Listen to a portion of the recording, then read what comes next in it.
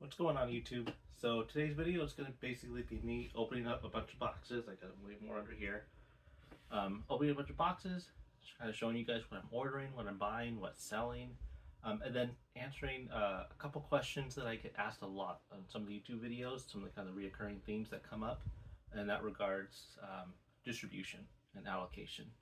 So I'm going to kind of deep dive into that, and then I want to talk about, for those of you guys that are looking to get into the business and start one up, kind of how do you get started when distribution access is so limited?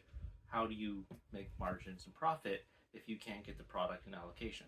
So I'm going to be talking about that. So let's start off with this box here. I kind of got a little enthusiastic and I started opening boxes before realizing, hey, I should probably make a video about this. So this box here, this one is my Japanese stuff. Japanese market is cooling down a little bit, but it's still pretty crazy. So I'm kind of very selective about what I'm buying. It has to be at the right price point, and certain ones are just way too expensive, like Inferno X, Terrestrial Festival. Those ones, the price just doesn't make a whole lot of sense. In order, by the time you buy it, import it, pay the shipping, pay the tariffs, you can't really make any money off of it. In some cases, you're kind of losing money based on the current market price. So the ones that I bought here are ones where there can still be some amount of margin made. Some are lower, some are higher, some are more high volume. So it's okay if the margin's a little bit lower.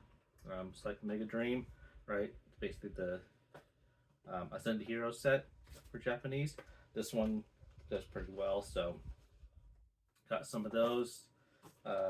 Stellar Miracle. These ones are pretty popular because it's still on the cheaper end of the boxes. It used to be, God, was it like about a year ago, I was able to sell them for like 52 and still make a couple bucks. It's just great now. The price is pretty much double that I have to sell it for. It's kind of ridiculous how fast the market has moved. Got a couple more of these. The premium mega trainer boxes. Got a couple of those. Kind of a neat collector piece, so I was like having a couple of those ready. Feature Flash. Got some of the Abyss Eye. This is the Japanese Pitch Black set right there. And then, so I don't know how he gets these, but every time he has some, I pick them up. It's the English Chocobo Magic the Gathering set. Now, let's move on to this box. This box here is from my Korean supplier. So, Korean is a lot more affordable than Japanese. And what I tried to do is, for a lot of those Japanese sets, I'm not able to do this. For a lot of those Japanese sets that are too expensive, right?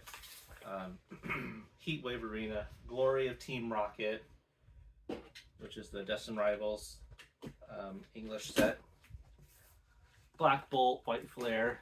Because those ones in Japanese are so expensive, those ones I'm finding tend to do very well in Korean, right? So I try to make sure that I keep stock on those.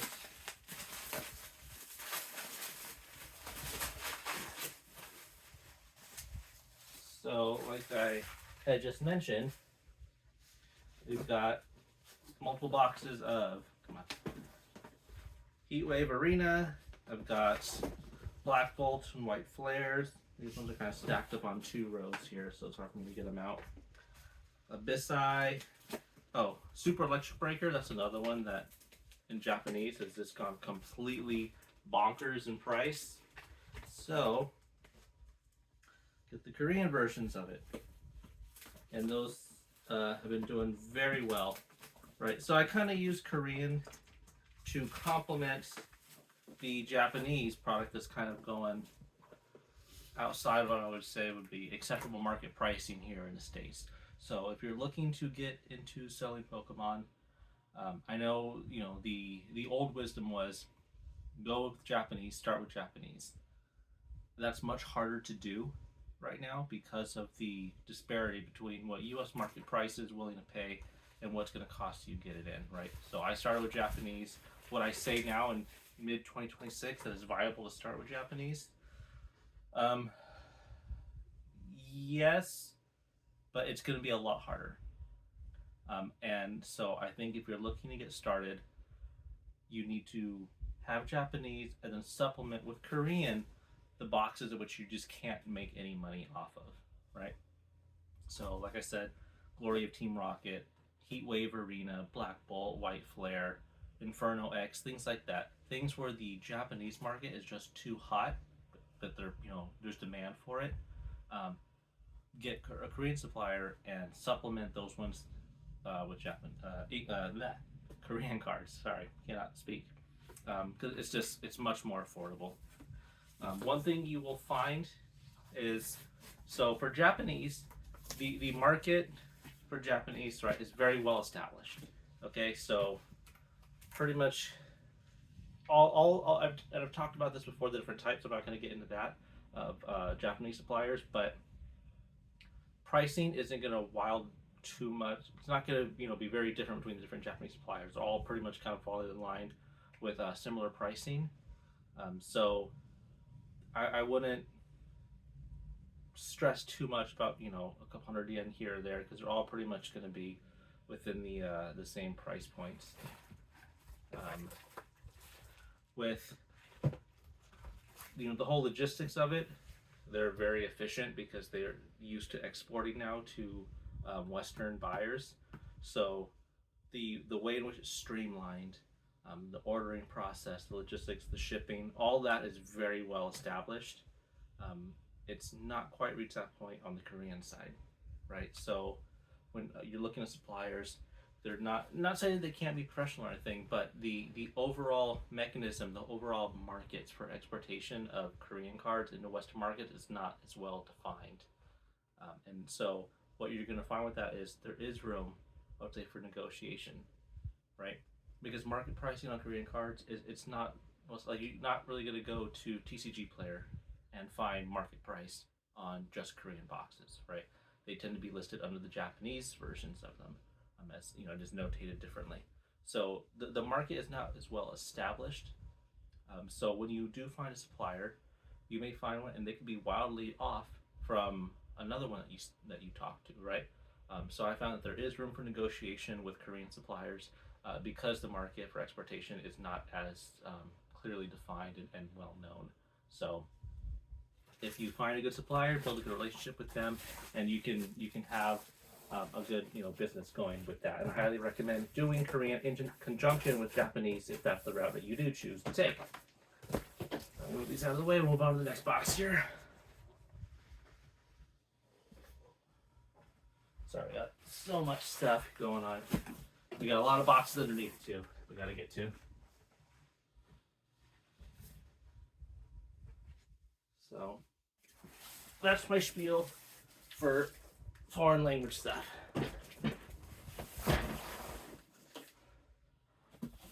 Let's start with the little one. This one, it wasn't one of these big boxes, but like I said, I started kind of opening boxes and I decided, oh, you know what, let me do a video.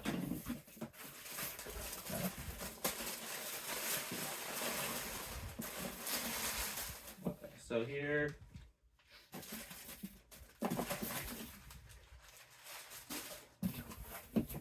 So Gundam is one of these that I found is if you run accessories. Gundam for me, I found it's not, obviously it's not going to be all crazy like Pokemon, right? It is a slow burn, but the margins are better, right? So it's just one of those things where I sell a few here and there. They move, at, like I said, slow burn pace. So I've just kind of, as I've been getting more sales, I kind of look at, okay, which characters are the ones that are more popular, which are moving, and then as more stuff comes into stock, just kind of expand the variety of the models that I carry. So I think right now, I'm probably sitting around like 50 to 60 different model kits of different grades, between entry, high, master grade, perfect grade, all that kind of thing. So I'm hoping that, once I open the store, this category will do a little bit better. Not a whole lot of stores around me carry these hobby kits, so I'm hoping that, the in-store presence will help me kind of move this a little more. But that's kind of... Okay. Now, what I was talking about in terms of distribution access, right? A lot of people are always asking in the comments, hey, who do I apply to? How do I get distribution? And I'm not going to go too deep into that because I've answered that, in multiple videos. But the question that comes up all the time is, how much do I need to spend in order to get allocation, right? Because getting access to distribution is not the same as getting allocated anything. For that, it's not going to be a hard set rule, right? It's not saying, hey, like if you hit $10,000 to spend, then you get this. If you get 15, you get that. You get 20, now you access this, right? That's not quite how it works. So, what I tell people, because the original set formula, every distributor will be different. It's going to be, how much are you spending? What categories are you spending that in? And how often are you spending, right? Now, I know that's not super helpful. So let me just get some reference numbers then. When I applied for distribution and got my first distributor, I only had about $20,000 in sales. It wasn't very much, right, in the grand scheme of things. In the beginning, when I first started, like 20,000 for me, I was like, oh wow, that's a lot of money. And now, it's whatever. But they didn't even really ask a whole lot about show me your sales numbers, right? I think, and this is just me, giving conjecture, I think what really helped kind of did it is I had the website very well established by that point, right? So when you went to the website, because I have mine collections off of Marketplace and OfferUp and things like that, so I had a wide variety of items at that time, and then I had a lot of stuff that I had gotten from fair.com, right? So this is another question I get asked about. When I technically got my first distributor was, I guess, Fair Marketplace, and that's going to be FAIRE.com, right? Fair Marketplace.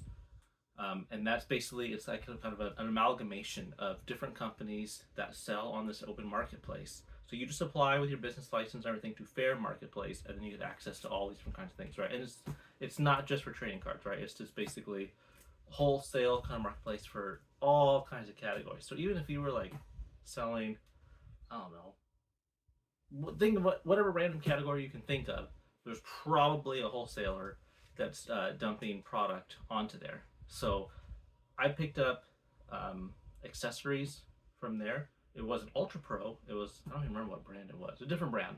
But I picked up a couple of those, a couple of these, whatever. So that way, when the main distributors that I was going for, the big ones, when they went to my website, they were like, oh, hey, look, he already is selling not just sealed product, which we're not going to give him right now anyways. He's selling accessories and this and that and all these other kinds of things, right? So they were D&D. I bought a lot of D&D products, right? Dice and things like that, mats, terrain, things like that. So they could go to the website and see that I already had a bunch of these categories.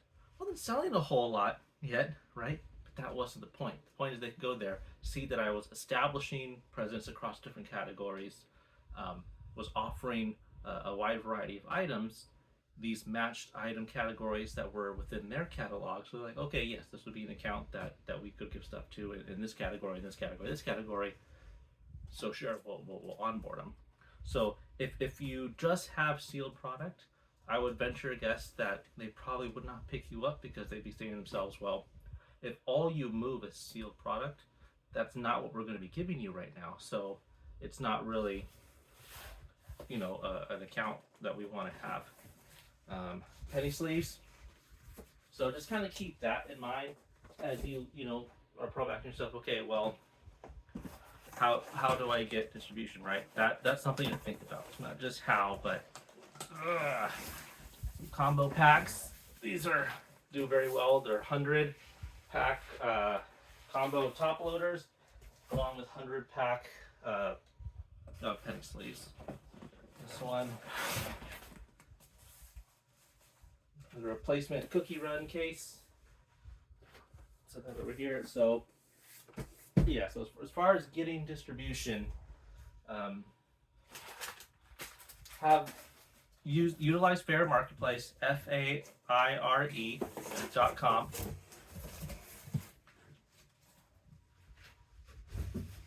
and I would start with that. Now, to the next question you'd be asking yourself, okay, how do I actually get product from them and make any kind of money? In the beginning, I'm telling you right now, you're not going to be making huge amounts. Margins on accessories and all that are better, right? And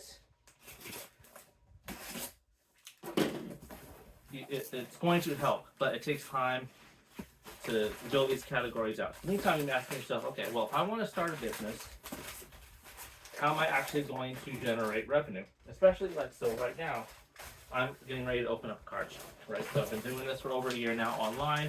I'm moving to physical retail. My allocations are still not really anything, right? My distributors, if you're watching this, I appreciate greatly the stuff that you guys do give me. For everyone that's watching, I'm telling you right now, it's not enough to sustain business on, right? That's just the reality of it. So with that being said, if what you're getting isn't going to be enough to sustain a business, how do you actually make enough profit to run it, right? Why am I even thinking about opening a card shop?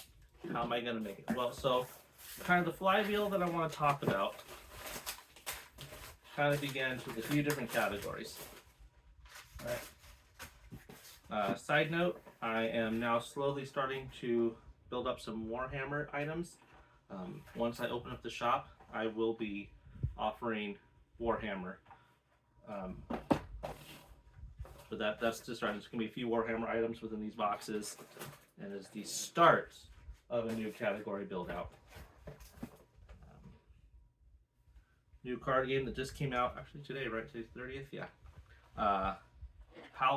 Pal World, Dawn of Palpagos, right? So it's based off of when you guys played. I haven't played it.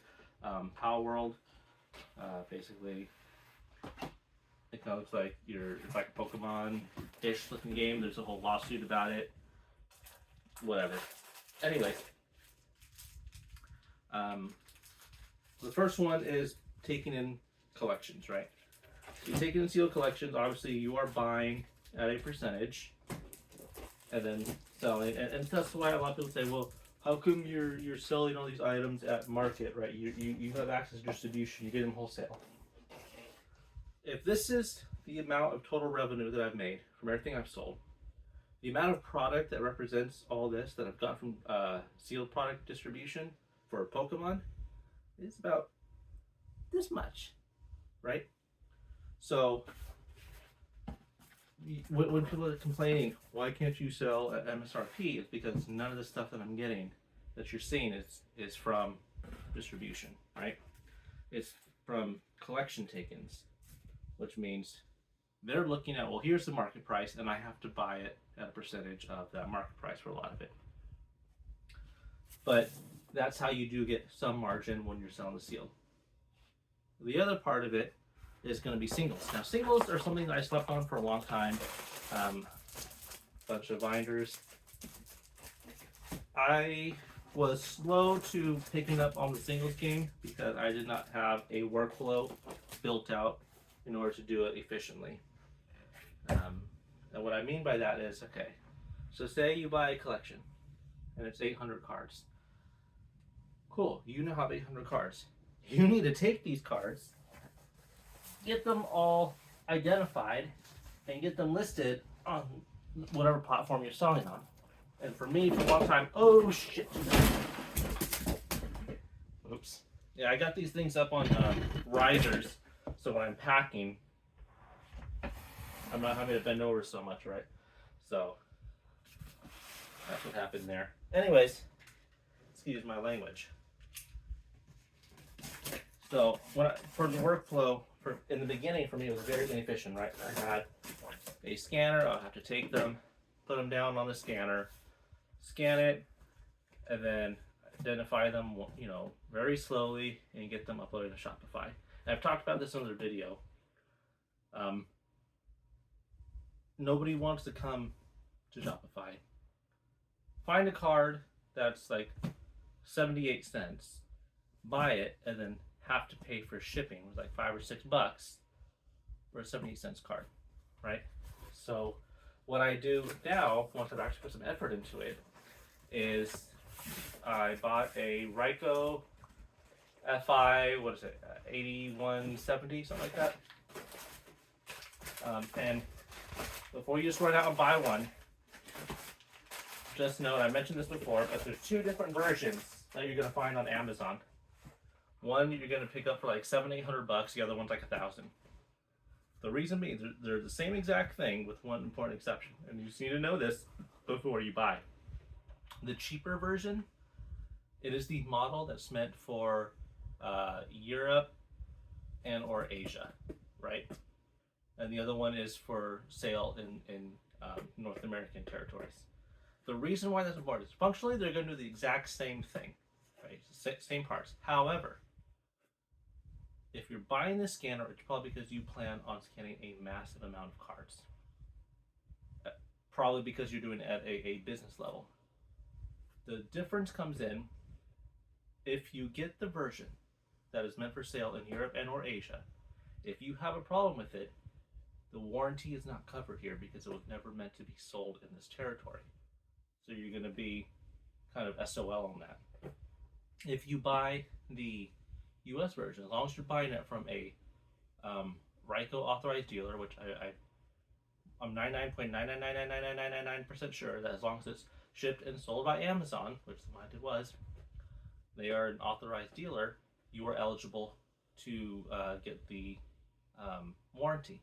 And the warranty basically is, if for some reason there's an issue, they send you a replacement one to utilize in the meantime while you send yours in to get fixed. So that way, if you're using it for your business, which a lot of these are, that's why they're so expensive. It's kind of built for this kind of scale.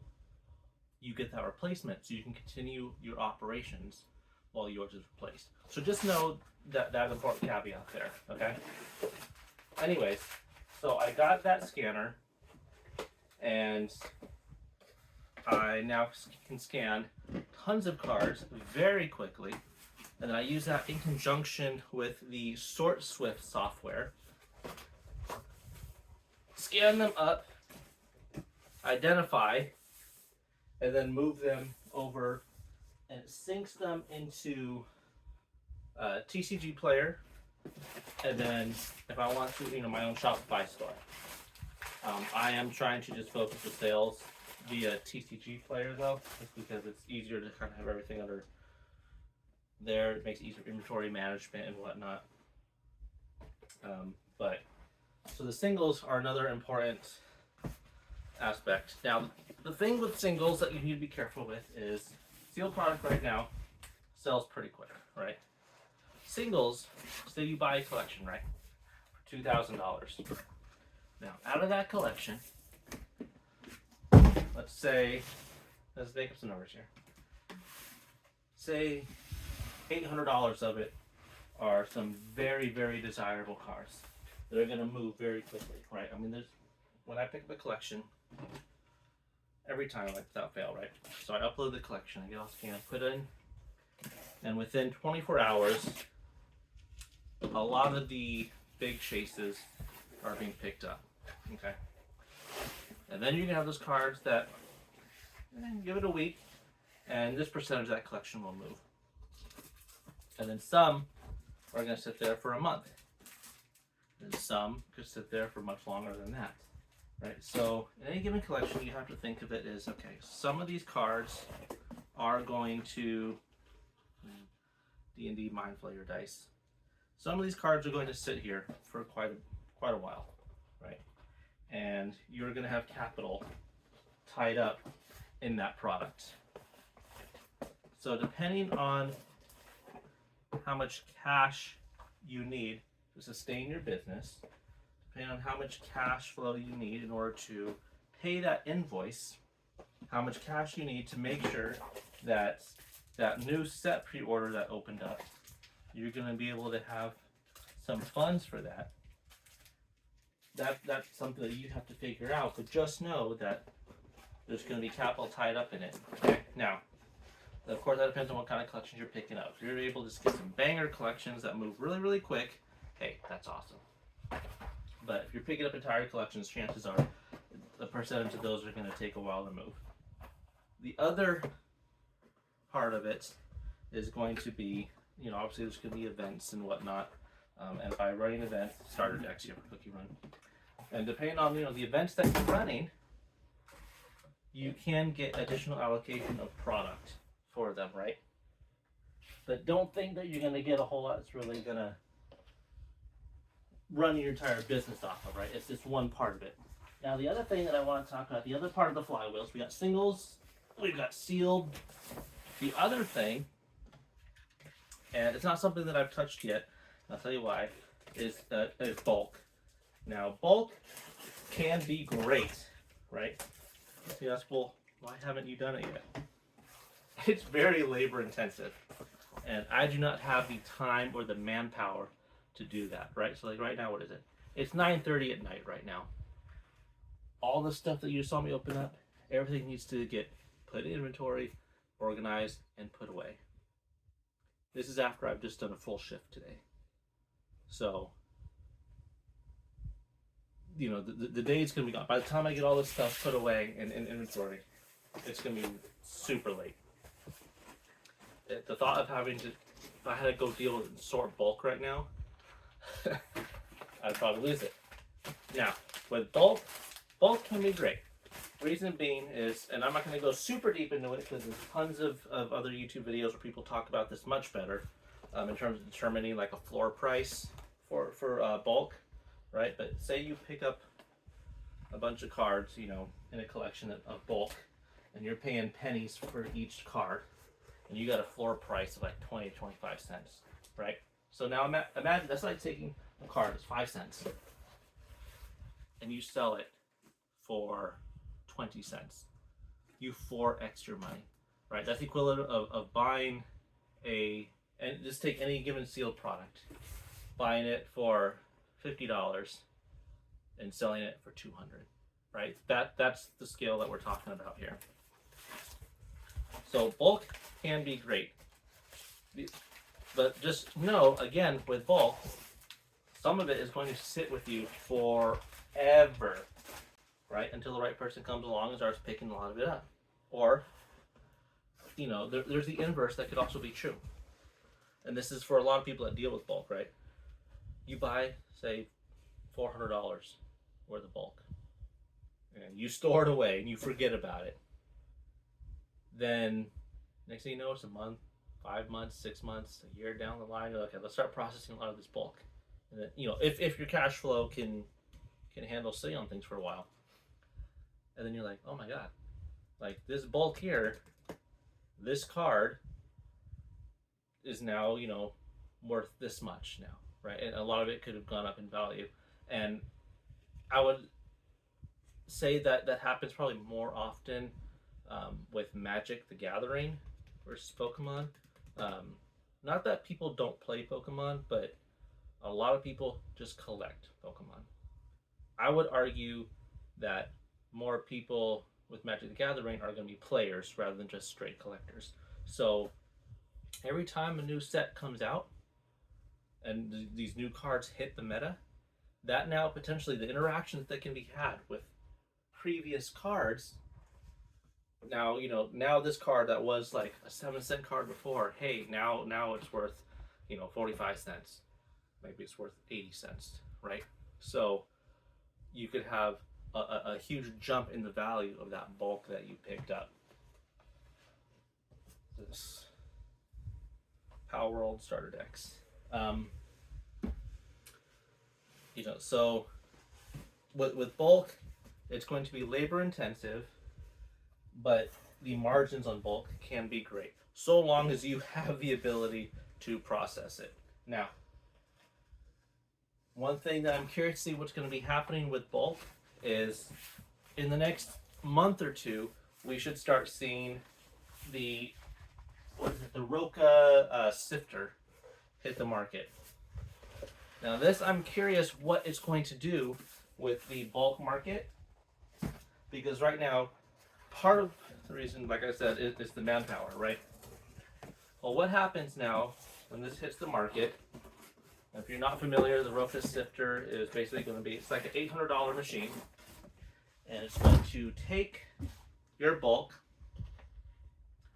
and it will sift it, right? And you can set, so basically you can load it up with hundreds. I forgot what the capacity is, like 400, maybe 1,000 cards. I can't remember.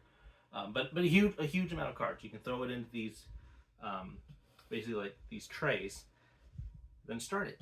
And you can determine, I want it to sort based on value, I want it to sort based on set, I want it to sort based on rarity. And it will just start sifting through these cards, and based on your criteria, it will scan, identify, and sort them out based on your criteria. So you can say, okay, here's some bulk. I want you to sort and pull out any card that's over 15 cents, or however you want to do it, right? I want foils to be in this pile, non-foils in this pile. I want this set here and this set there, right? It is going to help automate a lot of the sifting process that comes with bulk. So if a lot more people now have the ability to deal with bulk and handle it, what is that going to do with the bulk market? I don't know. I said, I'm not in the bulk market because it's too time consuming and I don't have the time to do it right now.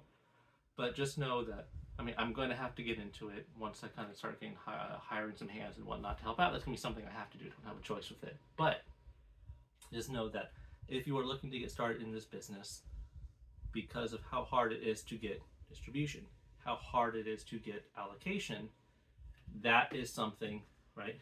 Sealed collections, single collections, percentages to make your margins, and then if you have the ability and the time, bulk, right? That can really help. The other thing is, worst case scenario, if you had to, like, say, I had a bunch of sealed products sitting around and I needed cash bad and it just wasn't moving.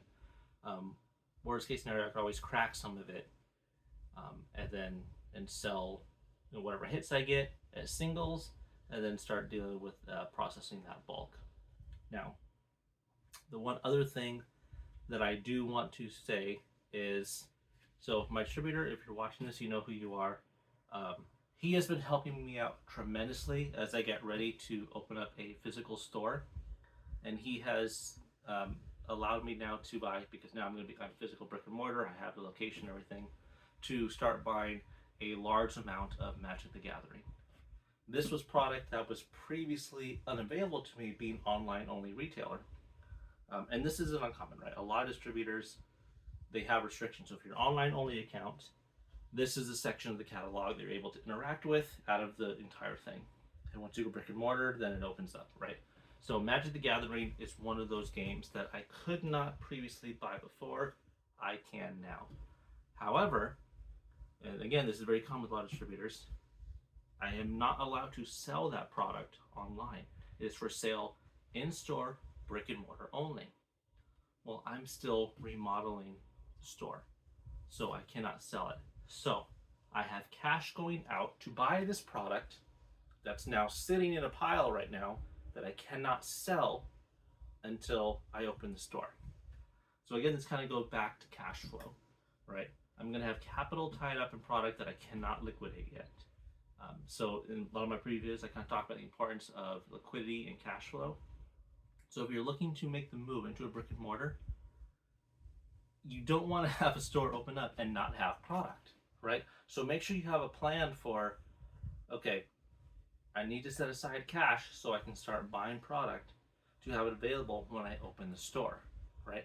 And you say, well, why don't you just wait to open the store to buy it? And I'm sure you guys know, if you're dealing with this, right, there's going to be pre-release windows and set releases that are happening now, last week, the week before, next week, the week after, right? I have to get that product now while it's in stock or while the pre-order window is open. So by the time I open, and we're aiming right now for September, I will have had a variety of product rather than just waiting till I open, then trying to get whatever scraps may be left over, then putting in a pre-order for a product that's not going to hit for 2 months. Meanwhile, these shelves are empty from all these different kinds of games and different products. So just something to think about. I guess just kind of recap, right?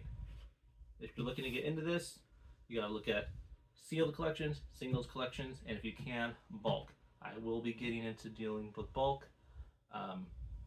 just need to have some more, manpower hours to help out with that. But just know that is kind of the flywheel that you need to operate with if you're just starting out here in 2026.